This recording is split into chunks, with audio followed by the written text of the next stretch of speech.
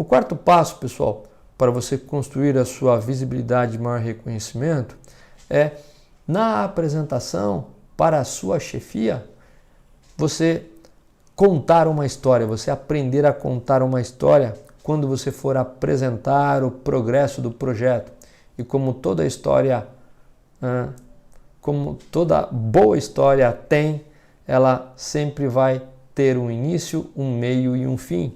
Então perceba que o terceiro passo é você fazer o planejamento das reuniões semanais, né? Dizendo qual é a frequência, qual é o local, quanto tempo, quem são as pessoas que você vai convidar. Você vai fazer um planejamento e a partir do quarto passo você vai apresentar o progresso.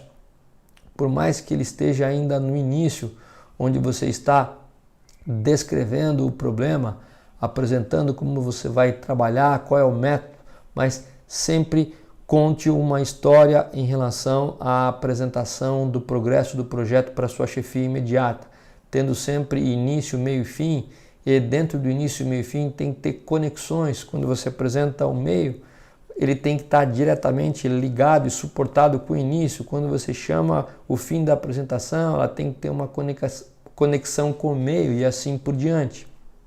E como você pode contar essa história, pessoal? Eu já mostrei essa figura que simboliza o ciclo PDCA de uma forma um pouquinho mais simples.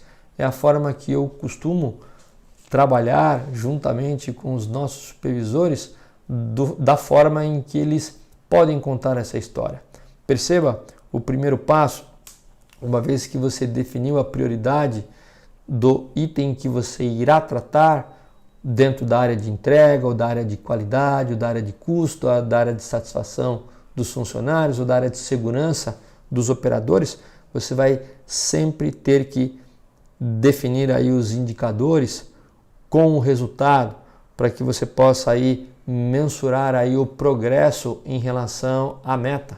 Então, perceba bem o primeiro passo, definição de indicadores e, juntamente com esses indicadores, a meta.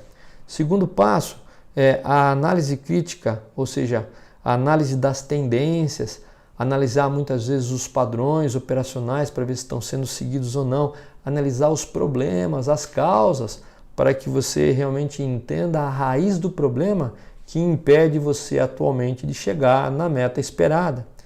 Terceiro, é você montar um plano de ação simples com 3 a 5 ações no máximo. 3 a 5 ações no máximo sobre as causas que geram os problemas, para que esses problemas sejam minimizados, sejam mitigados o máximo possível.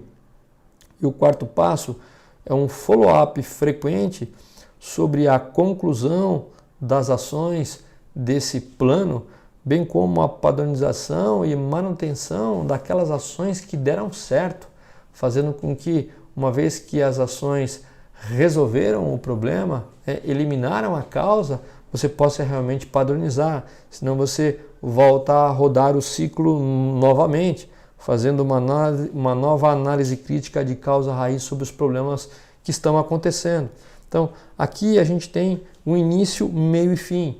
E eu vou trazer agora um exemplo prático de como contar essa história nesses 4 passos desse ciclo que eu chamei de gestão da rotina para explorar alguma restrição que impeça você atingir uma melhoria.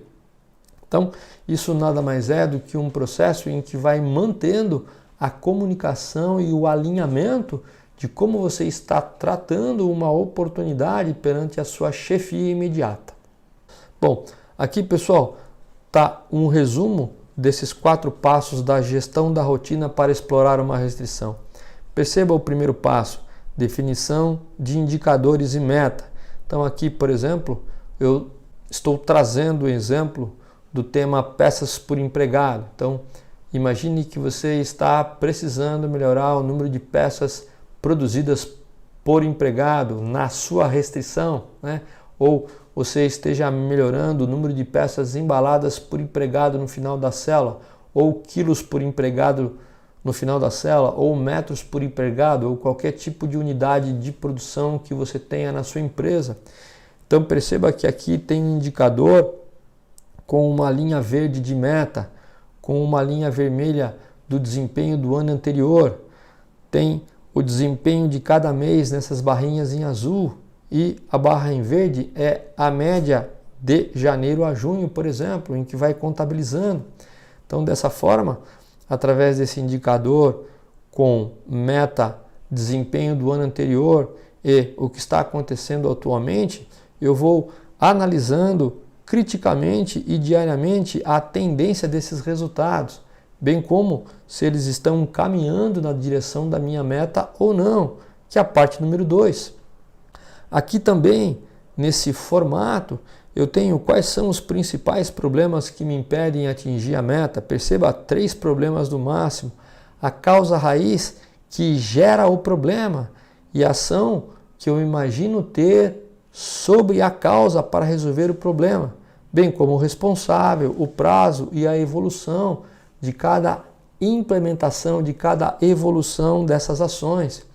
Então, perceba que eu tenho um indicador com meta, tenho uma análise crítica da tendência dos dados, bem como uma análise das causas dos problemas que eu estou tendo. Eu tenho um plano de ação com poucas ações para atingir a meta.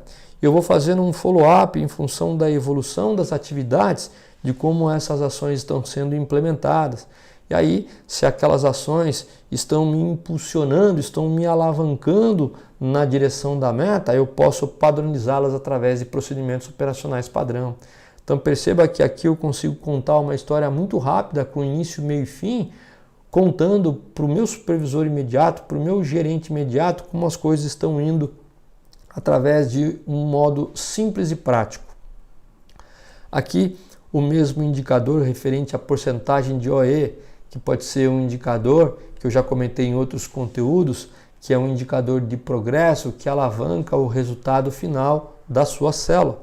Então perceba que eu tenho mais uma vez uma história em cima desses 4 quadrantes da gestão da rotina para explorar uma restrição, mostrando que o primeiro passo eu tenho aqui o indicador com a meta em verde, com a evolução dos dados do ano anterior em vermelho, com a média do ano nessa barra verde e a evolução mês a mês nas barras azuis. Então aqui eu posso perceber o progresso em função dos problemas que eu estou atuando, em função das causas que são provavelmente o que está me levando a esse problema, que é um efeito indesejável, as ações sobre as causas, quem vai trabalhar, o prazo e a evolução.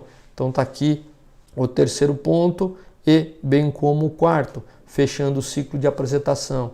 Então são aí 4 pontos que através desse formato a gente pode fazer uma apresentação rápida e breve.